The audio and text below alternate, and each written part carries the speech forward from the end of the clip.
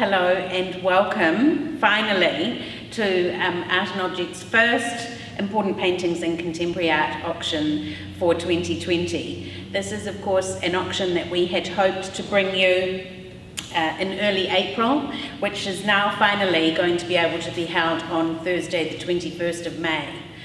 We've got the gallery all ready and we are really so looking forward to welcoming you all back here into the space. We want to acknowledge that this has been a most unusual and difficult time for lots of people, but we hope that by sharing this video with you and bringing you the auction, we can all start to re-engage with the things that we have missed during this unprecedented time.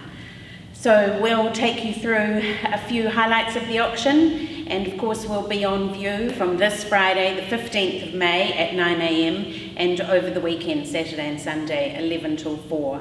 We look forward to seeing you here in the gallery. As we approach 150 auctions in this very venue, in a way they all feel distinct and in a way they all merge into one, but as Lee's mentioned, these have been indeed strange times, and this is an auction viewing which I won't forget. The wall behind me has been like this, ready to go for the viewing for the April 2nd auction, and it's just sat like this the whole time. So as you can imagine, I've become pretty familiar with it. It was an obvious choice for me because you had these two wonderful action paintings, large canvases anchoring the wall that talk to each other in a really nice way, but couldn't really be more different. On the right, a wonderful painting by British modernist Sir Terry Frost. He was born around 1914, 1915. He began to paint during the course of World War II, went on to become perhaps one of Britain's, well, definitely one of Britain's most famous painters. Part of the St Ives School, very close to people like Victor Passmore, Ben Nicholson, Barbara Hepworth, and ultimately in the late 90s becoming a Royal Academician. And this is a painting that the first time I saw it, I'm not so great with names sometimes, but I'm pretty good with remembering paintings, and as soon as I saw it I remembered it, but I couldn't quite picture where. It's been, of course, as the catalogue will tell you, on long-term loan to Auckland Art Gallery. It was purchased by a British man now living in New Zealand. He bought it in Britain, brought it out with him. It's large, it's about 2.6 metres across, too big for his apartment, on long-term loan with Auckland Art Gallery, and now we're very fortunate to have it consigned with us to the auction. It's flanked by Judy Miller's even larger 2003 work entitled Star Watch. Another painting I had a little bit of familiarity with. It was done as part of a residency at the Dunedin Public Art Gallery, and I'm not sure if you know, but Judy Miller has some Scottish heritage, and while in Dunedin, the Edinburgh of the South, as many of you will know, she researched various tartan patterns and affiliations with local clans, and this is based Star Watch on a tartan pattern, unique and endemic to the Deep South. So something a little bit different there that you might have known, and two very impressive physical paintings. On the right you can see very obviously the sweep of the red and the black arc mirroring the sort of the hands and the size of the artist's body. So come out of a body of work interacting with movements in America, post-painterly abstraction, artists like Kenneth Nolan and Morris Louis. But when you look up closely at the surface, there's a far more sort of arts and crafts kind of feel to it. There's no intention to create a sort of a machine-made type surface like they were doing in America.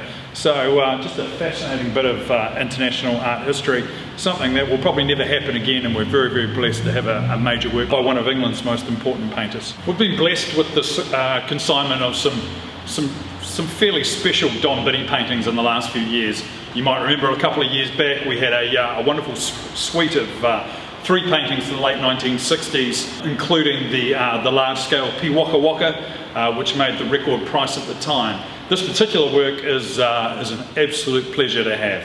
It's a 1963 painting. It's only ever been exhibited publicly in this country once before.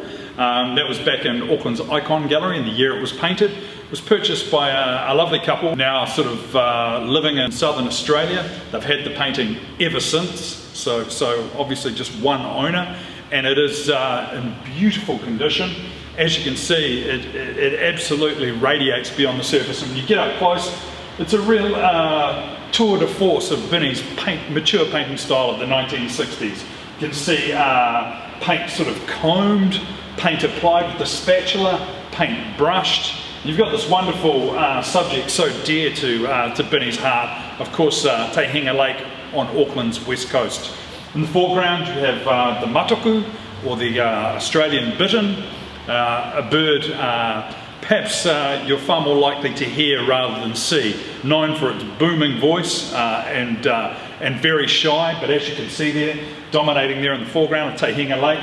And in the sky you have, of course, the pipi whararoa, the Māori considered to be the harbinger of spring.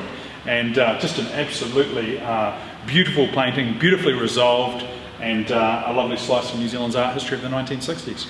All those weeks ago when we knew that we would have to postpone this auction, Ben and I made what we felt was a significant decision to keep this auction together so that we could offer the catalogue in full when the time was right.